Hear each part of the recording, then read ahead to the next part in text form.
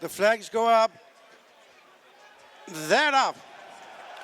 And the Paddy Irish Gold Cup, a rematch between Galopin Des Champs and Fact to File. They have 17 fences to jump, and as they jump it, Galopin Des Champs, and on the outside, Hewick, attended by Embassy Gardens as they race on towards their first ditch.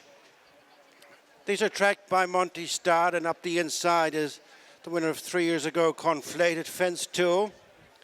And landing just in the lead, Embassy Gardens. From out wide, Hewick. And between them is Galopin Des Champs, who's followed by Monty Star.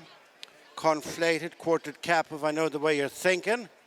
As they jump the third, Hewick nodded on landing as they make tracks to fence number 4, last down the far side. Embassy Gardens, the red cap, from stable companion Galopin Des Champs, followed by Hewick, Monty Star. Skeweth out the back was I Maximus.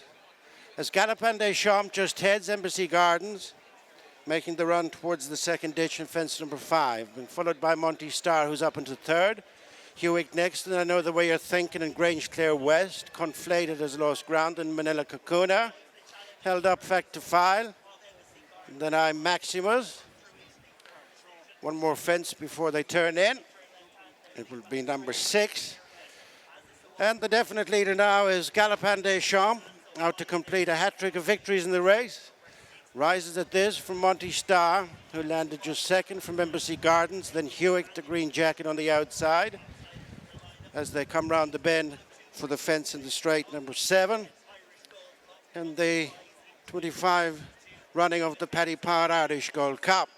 Galopin Des Champs straightens under Paul Townend, couple of lengths to the good over Monty Star, Rachel Blackmore disputing second place with Embassy Gardens and Michael O'Sullivan. On this side is Hewick and Jordan Gainford, and then Grange Clare West and Brian Hayes in between horses. Over the far side is Conflated and Sam Ewing.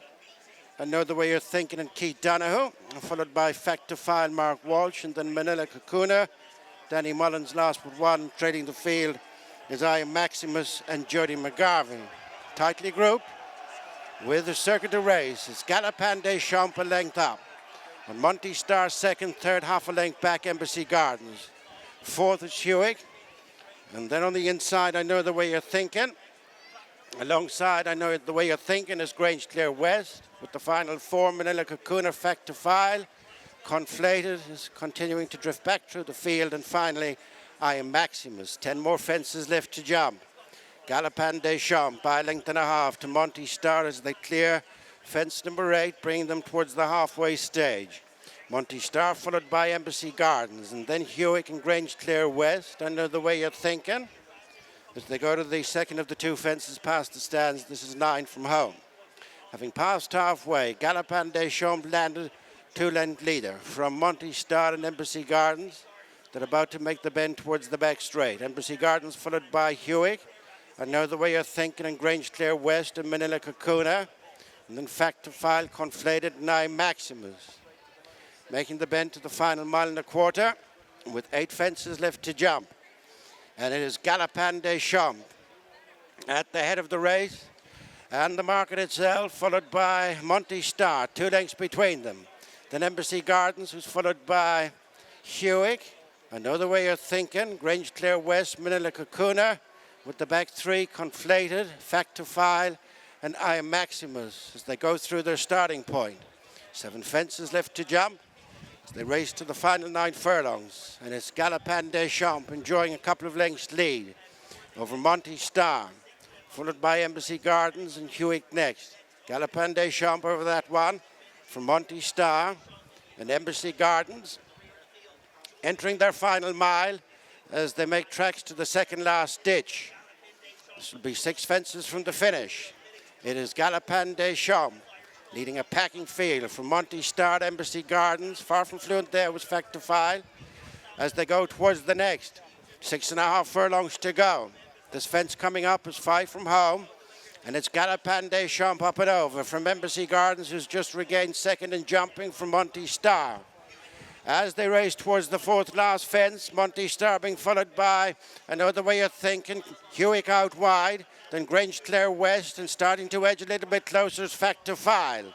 Over that fourth last fence, Galopin Des Champs, pursued by Embassy Gardens, Monty Star, Hewick, onto their heels Fact to File, then Grange Clare West, followed by Manila Kakuna, losing ground Another Way of Thinking, and then I Maximus and Conflated. Last ditch 3 from the finish. Galopin Des Champs a length in front of Monty Star, who's just wrestled back second from Embassy Gardens. Pushed along is Hewick, followed by Fact to File, Grange Clare West, Manila Kakuna. I Know the Way You're Thinking, Conflated, and I Maximus 2 out. Galopin Des Champs from Monty Star. Hewick responds on the outside, followed by Embassy Gardens. Fact to File makes a move in between horses, then Grange Clare West, who's followed by Manila Kakuna. Round the bend they come. One fence left, and it's starting to boil now.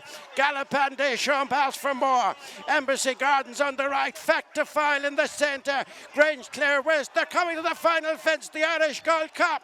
And it's Galopin Des Champs over in front, but only just a Fact to File. Over on the far side is Grange Clare West, who's followed by Embassy Gardens, but it is Galopin Des Champs containing them. It's the stuff of legends here at Leopardstown as Galopin Des Champs completes a hat-trick of victories in the Irish Gold Cup. Grange Clare West, Fact to File as Willie Mullins sweeps the board. Paul Townend has just ridden Galopin Des Champs to a third Irish Gold Cup. It equals Jodami, B4 Salmon, Florida Pearl 1-4. I've seen you elated after 2 Cheltenham Gold Cups on this horse and 2 previous wins in this race. I don't think I've seen a grin as broad as that. Tell us why today meant so much to you. I suppose because everyone's getting behind him. There's a lot of pressure going out on him, and thankfully he's so simple to ride. But I was just saying, like, I've ridden a lot of times around Leopardstown, but when I jumped the last ditch, I could hear the crowd from the stands, and you can often pass in front of them and you don't hear them. And I was in the zone down there, and I just couldn't believe how much of a roar it must have been to make it that far down the track. You feel now that finally the public really have got him chiselled into their collective heart? I think so. The reception he got here the last day was very good, and today you've seen it as well. But there's a great look. The crowd that come racing in Ireland, they really do appreciate a good horse, whoever trains it, and they appreciate a foreign horse coming as well once it's a good horse. So they really do get behind him, and they love the racing here. Before we talk about the nuts and bolts of today's race, you've ridden so many special horses, really special horses. What is that extra bit with him that just puts him that little higher up? I don't know. Look, he obviously has huge talent. His appetite for it, I think, is the one. Like, he puts his head down and he gallops, and it's rare you can turn in, and it's a privilege to turn in Leopardstown, and you look at the last fence and you can ride at it like it's not there, and you know when you land you're going to gallop to the line, and if one goes by you, it goes by you, but they want to be very good. And we were all standing watching, a group of us, and when you jumped the last, everyone said, watch him now, watch him now. It's that kind of turbo charge that you so rarely see in these horses. That's what sorts the good ones from the very, very good ones, I think. And, you know, he loves it around here. He takes well to it, and we're just very privileged to have him, I think, yeah. And there was another part of this race, and I don't know how much you saw of him before you got on him today. Quite a few of these were getting on top of themselves, quite a few of them just getting a bit toey. He was ambling around here like an old shit. Sure, he's used to doing it now, and you know, as a novice, he used to get on with it. But that was the advantage we had when he jumped well as a novice. But you know, the first year in open company, he really grew up and went about his business properly. I mean, did you know when you were riding him as a novice chaser that there was all that talent under the bonnet? I won't lie to you, no. To be honest, he's surpassing everything I thought he could do. But when you do put an obstacle in front of him, he just finds another level again. And yeah, as I say, we're very privileged, and we may enjoy him because the likes of him are rare. An almost carbon copy of last time. Did he feel different in any way to the Savills? I suppose I actually said after the Savills that he could have jumped better, but he was in front and taking it all in, and on decent ground today with horses behind him making him focus. I was able to lie up his neck and enjoy it even more today, yeah. And just fingers crossed we get to enjoy another exhibition when you get to Cheltenham. You've ridden another star today, a future star, in Final Demand in the opening race. Willie Mullins used the word awesome. He doesn't bandy that around very often. Do you share that view? Yeah, I was very taken by him today. I thought there's a lot of horses, just when I was waiting during the race I wasn't riding in, I just looked back through the result of it, and I suppose a few did disappoint behind, but yeah, he was very professional for horses, so little racing done, and he could have a bright future, I think. Yeah, he just has a lovely way of going about things. And before we call this a day, Paul, tomorrow's another day, and you ride another great friend tomorrow, State Man. I said yesterday, jockeys have to be quite clinical in the way they think about making choices, but to what extent is what he has already done for you informed your decision to ride him tomorrow? You have to leave. You can't leave your heart rule your head too much in this game. Look, there's very, very little between them on ratings with the allowances and their work at home. I rode them a couple of times since, and I'm probably only confused myself even more, but I hope I'm on the right one. Stateman obviously never turned up here the last day, but back to his best form. He acts around here.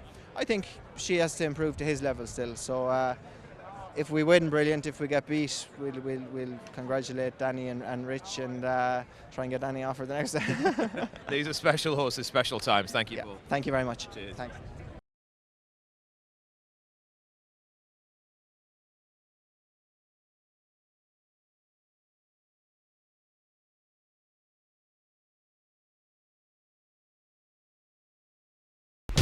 Watch live racing now on racingtv.com.